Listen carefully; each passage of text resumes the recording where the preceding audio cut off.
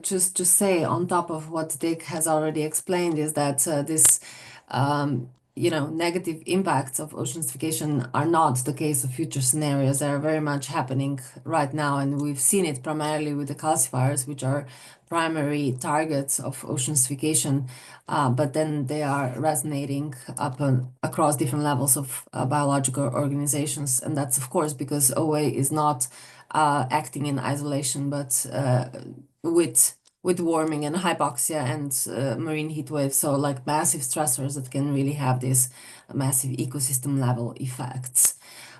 So I think we have a very good understanding what species are already affected and which not. And so the idea with this particular synthesis studies, which was done mainly because we are currently lacking lab status and also realistic field studies when it comes to ocean alkalinity enhancement. And we don't have a good understanding of how things will turn out for biology. And so maybe the chemistry is really predictable and even so very complex and depending on a variety of different factors that are location specific.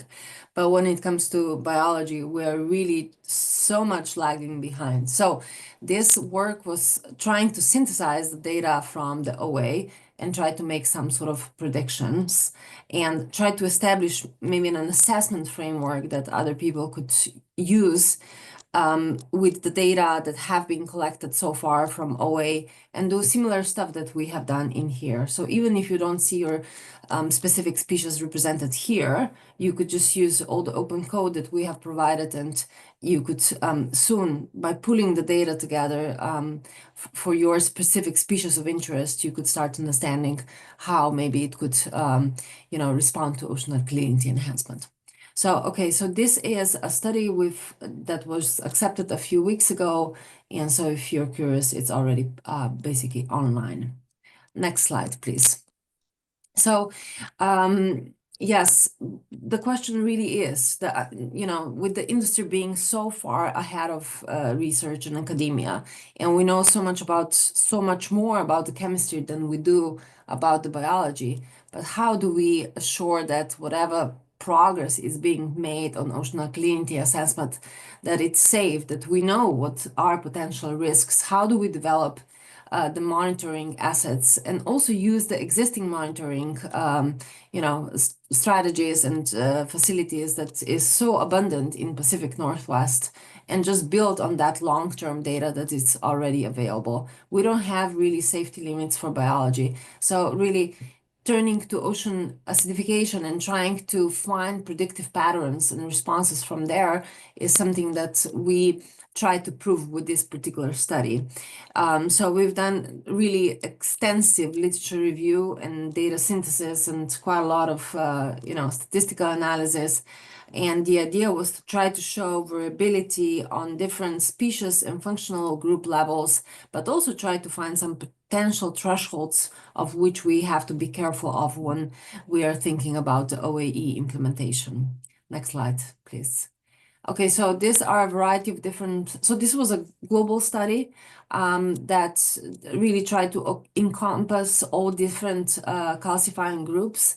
And because we have the most data on corals, coralline algae, mollusks from the OA, these functional groups were then mostly representative in this synthesis work as well. But then we have other groups as well. And remember that although these are all very species specific kind of responses that we have seen, the calcifiers really have a pretty, universal mechanisms of calcification when it comes to if it's a passive calcifier, it's very much dependent on what the environmental conditions are, and these organisms are very much impacted by OA. And on the other hand, it's more like mediated, biological mediated species where they can control the calcification, and then they will be less impacted by oceanification. So these are the different functional groups that we have combined. And the next slide, please. We've taken really the raw data. Next slide, please. I know it's not responding. Oh. Okay, yes. So we've taken the data from the OA literature, and these are the green dots represented here. And we basically wanted to have a carbonate chemistry parameter or a proxy on x-axis, and then calcification rate as a proxy of, kind of like a fitness-related response. So all this is from the OA studies. And then we were basically adding sodium hydroxide, but also sodium carbonate in different increments to see where these species would have a differential response. I will not go into details of why we put this total alkalinity versus DIC proxy on x-axis, but we can touch upon this in the discussion. And so these are 5 different responses that we have observed in marine calcifiers when it comes to ocean acidification. And so then in essence, we would be just adding sodium hydroxide and feeding the curve again to see what sort of response would follow. Next slide, please. So this is kind of like a complete overview of what we have found out. So similarly as with the ocean acidification, you will have species-specific and functional group-specific responses. And we have seen this in ocean alkalinity enhancement as well.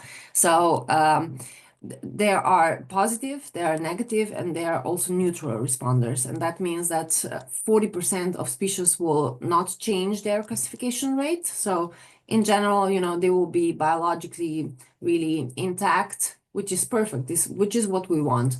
And then 25% would be negatively impacted. So they will have problems building the classification under ocean alkalinity enhancement. These are especially the organisms from the functional groups of echinoderms, coralline algae, dinoflagellates, crustaceans.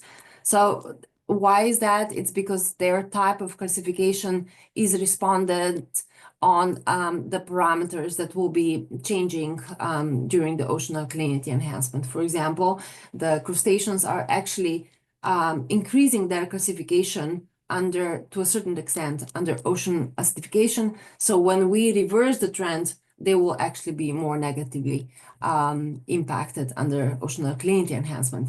And dinoflagellates, for example, they use the PCO2 in their classification. And so then when ocean alkalinity enhancement really kicks in, the concentrations of CO2 can get fast down, and that could be impacting that particular group. So then 35% are positive responders, which is good, but then we are in a certain way also concerned about the potential shifts. So if we are now creating a scenarios where we would have potential winners and losers, that's not okay.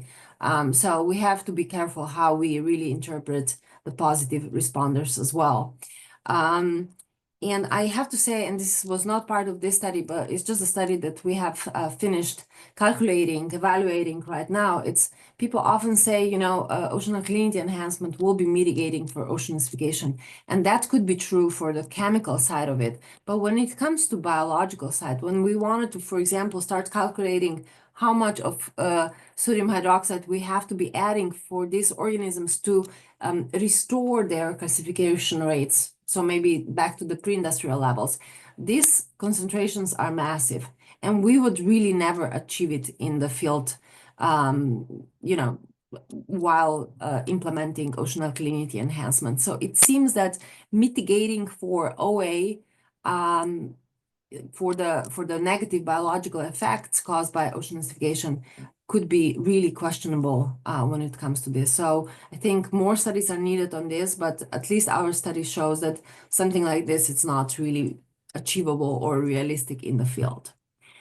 All right, so next, this is my last slide. I just wanted to say that really biology is something that we really need a firm understanding, and we need much more lab studies, obviously. But the problem with the lab studies as we are doing it right now is that they are using completely unrealistic conditions. And while that has a scope, understanding that we maybe at where these responses are changing and what is maybe a more mechanism behind the response, it's really totally not what it's going to happen in the field, where the dilution and mixing effects in the habitats are largely going to drive the changes in the carbonate chemistry post alkalinity implementation. So we really have to be doing the field studies and field trials that are realistic and really have a combination with dynamic modeling to be able to catch the right concentrations where the sensitivity could potentially come out. There are a few more lines on this slide, but I just wanted to also show you that, or tell you that we do have some thresholds that we have calculated as part of the sodium hydroxide addition. So kind of like mimicking what would happen, and that's in our study on the synthesis. And I think those are extremely useful because once you start implementing them in the modeling or like model output or observational data, you could actually see that those studies, those thresholds could actually be crossed in the near field zone when we are conducting OAE studies. So I think once we start really thinking strategically how to combine the chemistry, biology, and observations and our modeling, we could get much faster to the concentrations and to the responses that we need to know before we go large scale implementing for OAE. All right, I think Thank you. that was my part. Thanks so much. Thank you very much. Thank you both. That's a lot of information, and probably we'll all be chewing on it for a while.